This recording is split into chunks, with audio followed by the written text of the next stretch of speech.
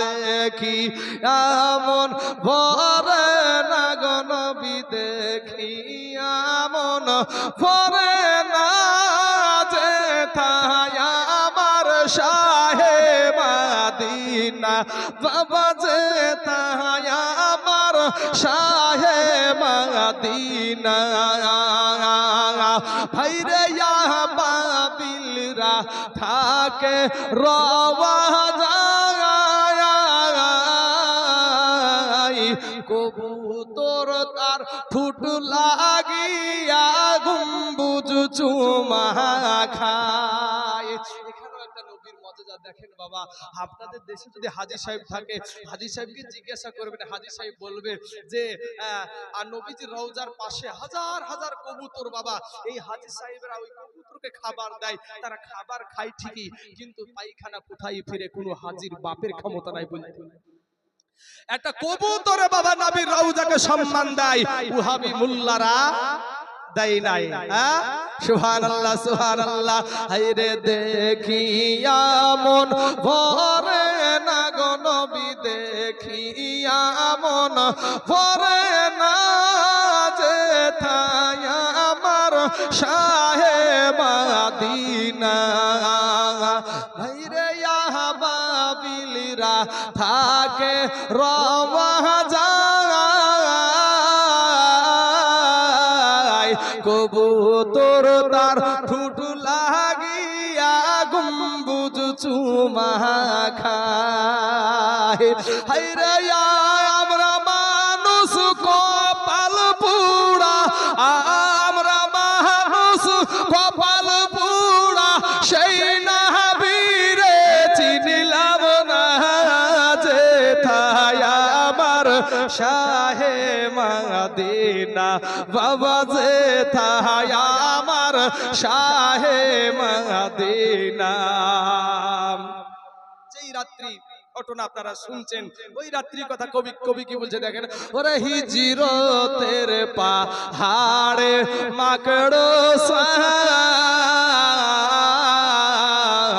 কবুতর তার ডিম পাহাড়িয়া বসিল সেথায়।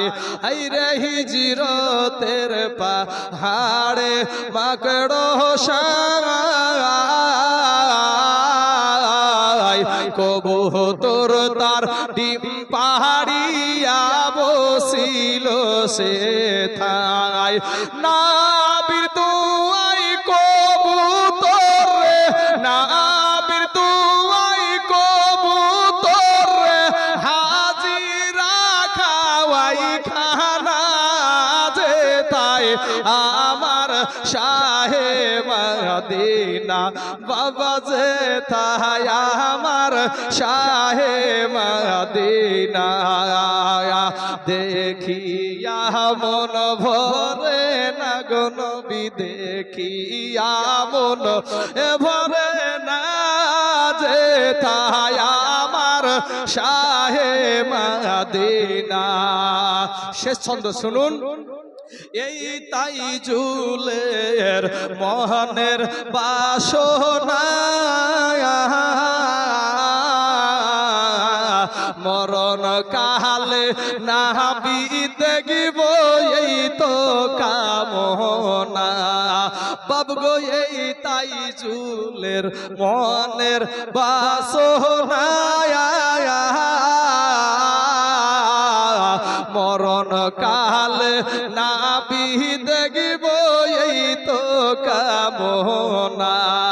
ওরে মরণ আমার আসান হবে, মরণ আমার সহজ হবে, হবে না গো যন্ত্রণা।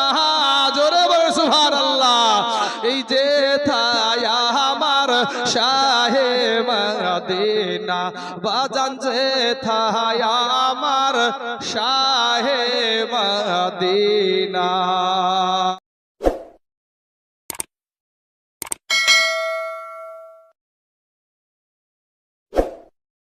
আবু জেহেলের দলবল আপনার 40 জন যুবক আমার নবীজির ঘরকে ঘেরাও করেছে। রাখে আল্লাহ, মারে কে আর মারে আল্লাহ তাকে বাঁচাই কে? আল্লাহ যাকে রাখবে কে মারবে রে বাপ? মুসলমানেরা যদি আল্লাহকে মেনে চলতো, আমার আল্লাহ কিছুদিন পূর্বে আমাদের দেশে একটা অসুখ এসেছিল। আজকে দেখেন বড় বড় শক্তিধর দেশগুলা পারমাণবিক বোমার ভয় দেখাচ্ছে মানুষ, এক রাষ্ট্র আরেক রাষ্ট্রকে ভয় দেখাচ্ছে। কিন্তু যখন আমার আল্লাহর তরফ থেকে গজবটা আসলো, কি করোনা, কি করোনা, কি ভাইরাস। মহিলাদেরকে বলা হয়েছিল বা পর্দা করার কথা, ওরা তো দূরের কথা রে ভাই, বেটা ছেলে গেলেন শুনতে আপনার মুখে মকুস পড়তে আর বাদ থাকলো না। বেটা ছেলেগুলো শুনতে পর্দা করে মুখ ঢেকে চল, মুখ ঢেকে চল। এরপরে মসজিদে আপনারা বলছেন আমাদের এখন যুবকেরা তোমরা ভাবো যে নামাজ পড়ার টাইম হয়নি। ভাই ওই করোনা ভাইরাসের টাইমের কথাটা একটু ভাবো তো ভাই। মসজিদে অনেক মুসলমান গিয়েছে, পুলিশের ডান্ডা খেয়েছে, খাইনি খাইনি, পুলিশের ডান্ডা মসজিদের ভিতরে জুতা পায়ে দিয়ে উঠে মসজিদের ভিতরে ডান্ডা পিটা করেছে। সেদিন গোটা দুনিয়াটা স্তব্ধ হয়ে গিয়েছিল। সেই দিন কোথায় পারমাণবিক বোমা, কোথায় আপনার কত রকমের শক্তি, কত ভয় দেখায়, কোথায় কি, কিচ্ছু নাই, সব স্তব্ধ করে দিয়েছিল। আল্লাহর ছোট্ট একটা গজবে সাইজ করে দিয়েছিল বাপ। কবি বলছেন আসিল ভাইরাস করোনা কিয়ামতের নমুনা, আমার আল্লাহ ছাড়া কেউ তা জানে না। আসিল ভাইরাস করোনা কিয়ামতের নমুনা, আমার আল্লাহ ছাড়া কেউ তা জানে না। বাইরে পাক কোরআনে যাই গো দেখা, ও মানুষ দেখবে কিয়ামতের নিশানায়, সংকটে পড়িবে মানুষ, সংকটে পড়িবে মানুষ, কেউ তো কারো হবে না, আমার আল্লাহ ছাড়া কেউ তা জানে না। এই যুবক ভাইরা, কেরালা খাটা মানুষ অনেক ছেলে পেলে আছো তোমরা। ভাই তুমি যখন কেরালা থেকে বাড়ি আসলে করোনা ভাইরাসের টাইম, তোমার বিবি তোমাকে পাশে নেয় না, চলো স্কুলে 14 দিন কাটিয়ে এসো, হয়েছে না হয়নি ভাই? 14 দিনের আগে বাপও লাই নাই, মাও লাই নাই, বুবিও লাই নাই, সন্তানও লাই নাই, 14 দিন স্কুলে কাটিয়ে এসো, তারপর আমার কাছে এসো। কিন্তু ওই বিবির জন্যই আমরা যাই কেরালাতে, দিল্লিতে, বোম্বেতে, সৌদিতে, কাতারে, কুয়েতে আমরা যাই ওই বিবিকে খুশি রাখার জন্য, ভালো খাবার খাওয়ানোর জন্য, ভালো পোশাক পরার জন্য। কিন্তু একটু করোনা ভাইরাসের কারণে আমরা তাদেরকে পাশে নাই না। অতএব স্বার্থে আঘাত লাগলি আপনার বিবি আপনার থেকে দূরে, আপনার বাবা আপনার থেকে দূরে, আপনার মা আপনার থেকে দূরে, আপনার সন্তান আপনার থেকে দূরে, আপনার ভাই বোন আপনার থেকে দূরে। যদি কেউ কাছের থাকে সেটা হলো মদিনাওয়ালা। জোরে বলেন সুবহানাল্লাহ।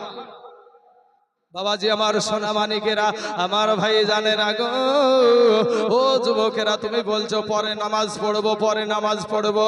এবার দেখেন এই করোনা ভাইরাসের টাইমে এলান করলো মসজিদে যাওয়া বন্ধ। তাই কবি বলছেন ওরে মসজিদেতে যাইতে মানা,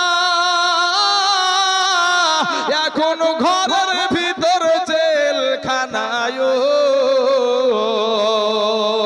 নবীজির সিলাই ক্ষমা, নবীজির সিলাই ক্ষমা করো আল্লাহ পাক রব্বানা, আমার আল্লাহ ছাড়া কেউ তা জানে না।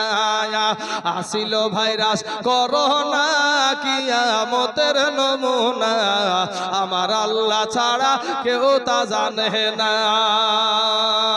বাবা গো, রাখে আল্লাহ, মারে কার মারে আল্লাহ, তাকে বাঁচাই কে। 40 জন যুবক আমার নবীর ঘরটাকে ঘেরাও করে নিয়েছে। নবী ঘর থেকে হুজরাখানা থেকে বের হবে আর আমার দয়ার নবীকে দুনিয়া থেকে বিদায় করে দিবে। কিন্তু তার পক্ষে আমার আল্লাহ, তাকে কে মারবে রে বাবা? আল্লাহ বলে জিবরাইল যাও গো, জিবরাইল যাও, আমার বন্ধুর কাছে এই রাত্রিতে চলে যাও, আর আমার বন্ধুকে এই রাতের বেলাতে মক্কা ছেড়ে মদিনা যাওয়ার হুকুম দাও। জিবরাইল এসে হাজির হলেন, আমার নবীকে জাগালেন। আমার নবীকে বলে, ইয়া রাসূলুল্লাহ, ইয়া হাবিবাল্লাহ, নবী গো, আপনার মা বাবার দেশ, আপনার দাদা দাদির দেশ, ওগো নবীজি, এই জন্মভূমি ছেড়ে আপনাকে মদিনা হিজরত করতে হবে গো নবী। ইয়া রাসূলুল্লাহ, এই মুহূর্তে আপনাকে চলে যেতে হবে। আপনার ঘরের চতুর পাশে আপনার দুশমনেরা তরবারি নিয়ে দাঁড়ায় আছে। আমার নবী বললেন, জিবরাইল, তাহলে কেমন করে এখন বাইরে বের হব? আমার নবী, আপনার নবীকে ওই জিবরাইল এক মুষ্টি বালি দিলেন। বাবা, আমাদের দেশের মতন বালি মাটি না, সেই দেশটা হলো পাথরের দেশ, কঙ্কার পাথর বাবা, চিকন চিকন। ওই বালিটাকে জিবরাইল বললেন যে, নবী গো,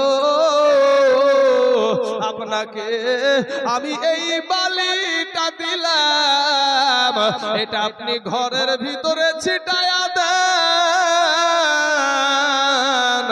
আমার নবী বলছেন, ঘরের ভিতরে ছিটালে বাইরে কি যাবে?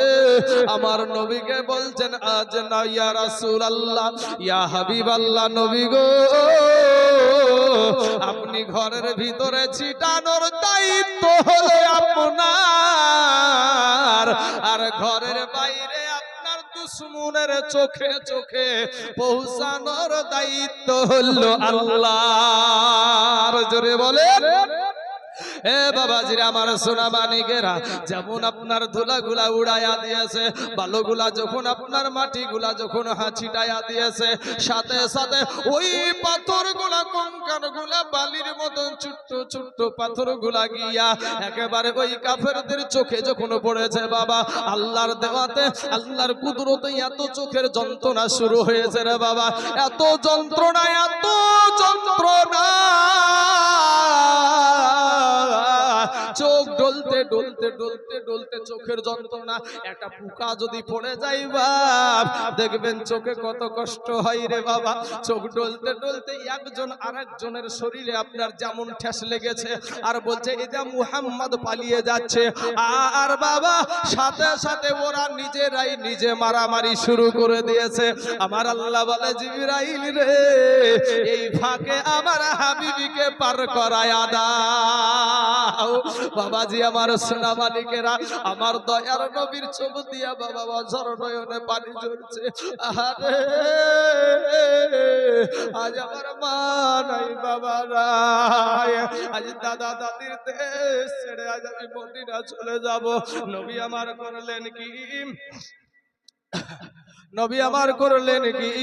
হে বাবাজি, আমার সোনা মানিকেরা, আমার ভাই জানেন, একবার দুরূদ পাক পড়েন, আল্লাহুম্মা সাল্লি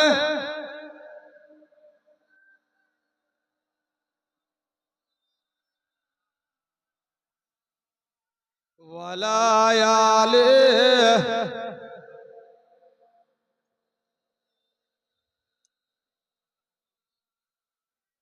সাল্লাল্লাহু আলা মুহাম্মাদিন মোহাম্মদ হরদম জবান পাক নামে মোহাম্মদ হরদম জবান শফিয়ানা মোহাম্মদ সাল্লাল্লাহু আলাইহি ওয়াসাল্লাম। আমার সম্মানীয় সভাপতি সাহেব টাইমটা বেঁধে দিয়েছে বাপ। এমন একটা পরিস্থিতির মধ্যে পড়ে গেলাম যে আমার আসল উদ্দেশ্য ছিল বদরের ময়দান, কিন্তু সেই মোতাবেক টাইম, যাই হোক, মাঝখানে আবার এশারের নামাজের আজান হবে, তো এর জন্যই টাইম আমার বেঁধে দেওয়া হয়েছে। তবে যেই জায়গাতে আছি এই জায়গাটা একটু শুনেন বাবাজি, আবার যদি আল্লাহ কোনোদিন বলার তৌফিক দেয় হবে ইনশাআল্লাহ। বাবাজি, আমার সোনা মানিকেরা, আমার নবী, আপনার নবী ইন্দিবিন টাইমে ঘর থেকে বেরিয়ে বাবা কোথায় যাবে গো? একা আমার নবী কোথায় যাবে? টুক টুক টুক টুক টুক টুক টুক টুক করে বাবা আমার নবী গিয়া হাজির হলেন হযরতে আবু বকর সিদ্দিক রাদিয়াল্লাহু তাআলা আনহুর গেটে। বাবা কেউ বলেছে আবু শব্দটা জবান দিয়ে বের করেছিল, কিন্তু বাকর শব্দটা জবান দিয়ে বের করে নাই। আবার কেউ বলছে না, আবু বকর শব্দটা জবান দিয়ে বের করেছিল। কিন্তু ভাই গো, এতটুক ছোট আওয়াজে আবু বকর সাথে সাথে গেটটা খুলায়া দিয়েছে। আমার নবী বলেন, আবু বকর তুমি কি ঘুমাও না রে? আবু বকর তুমি কি ঘুমাও না? আমার নবীকে বলছেন, ইয়া রাসূলুল্লাহ, ইয়া হাবিবাল্লাহ, নবী গো আজ থেকে 6 মাস আগে বলেছিলেন গো নবী, আমাদেরকে নাকি মক্কা ছেড়ে মদিনা যেতে হবে, আর আপনার সঙ্গের সাথী হব আমি আবু বকর। ও গো নবীজি, কখন যেতে হবে, রাতে না দিনে যেতে হবে জানা ছিল না। নবী গো সেই রাত্রি থেকে আমি আবু বকর আমি একটা রাত্রিও বিছানায় পিঠ লাগাই না।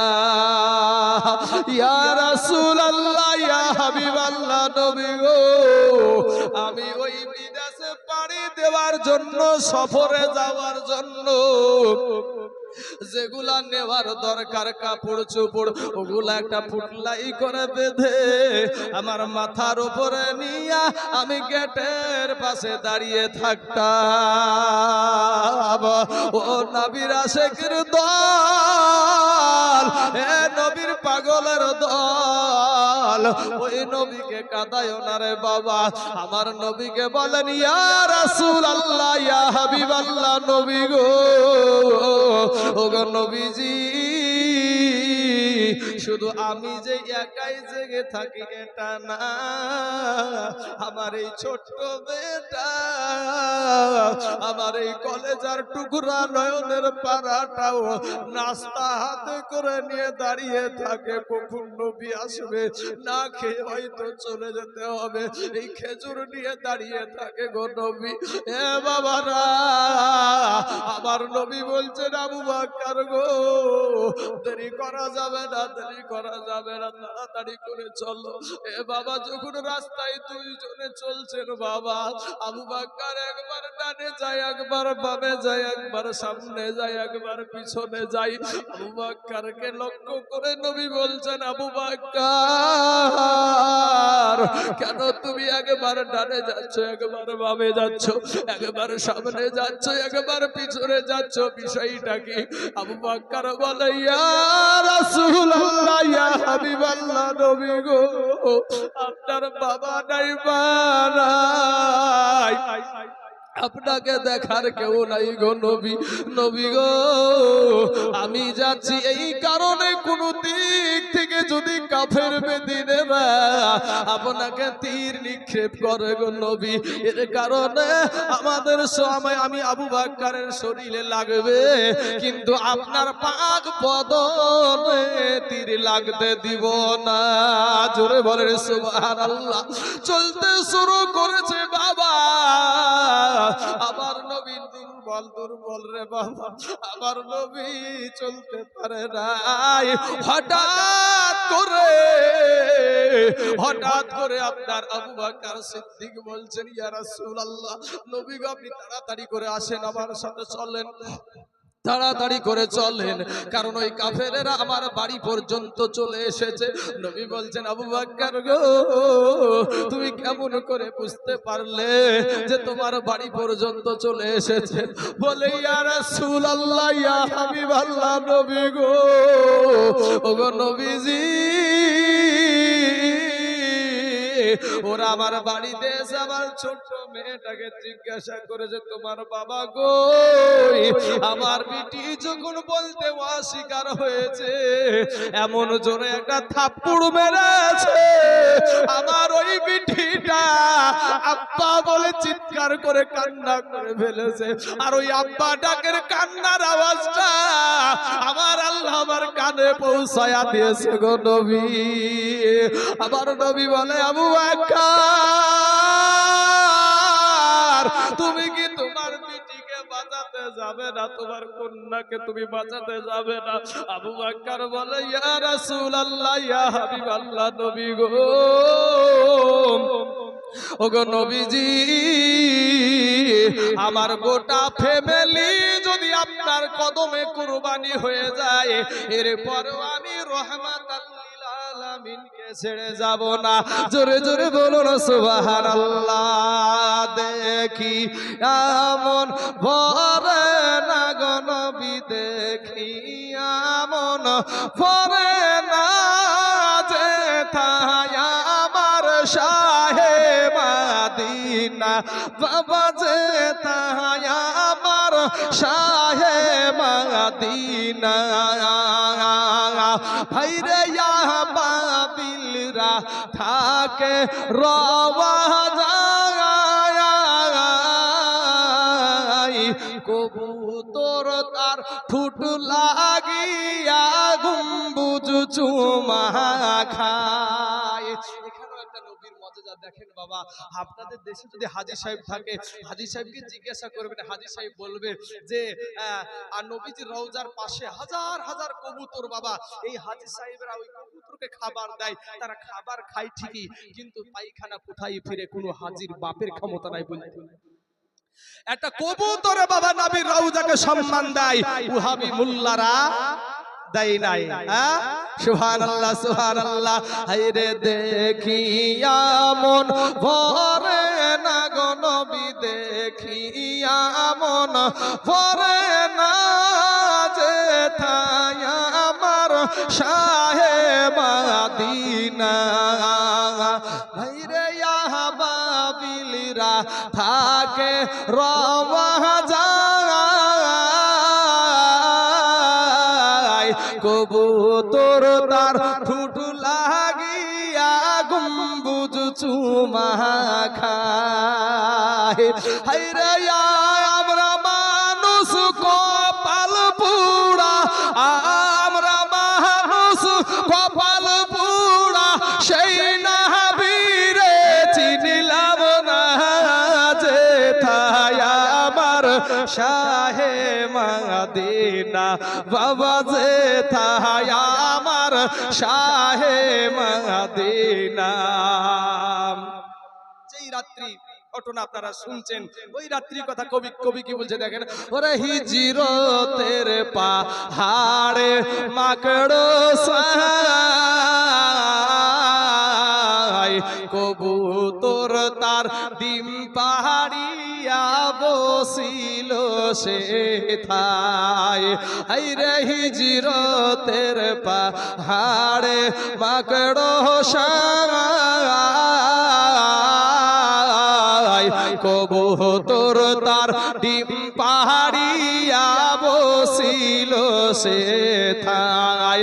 নাবির দুয়াই কবুতর রে, নাবির দুয়াই কবুতর রে, হাজিরা খাওয়াই খানা যেথায় আমার শাহে মদিনা, বাবা যেথায় আমার শাহে মদিনা।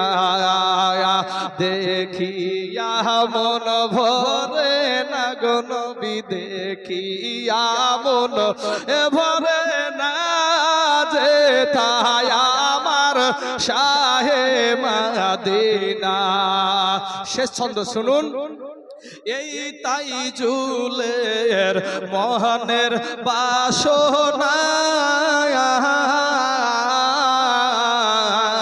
মরণ কালে নাবি দেখিব এই তো কামনা। বাবগো এই তাই জুলের মনের বাসনা, মরণ কালে নাবি দেখিব এই তো কামনা।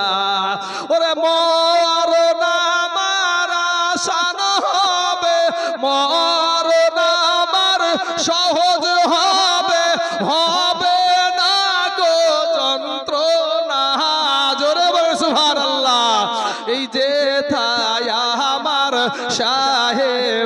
মদিনা বাজান যে থায় আমার শাহে মদিনা।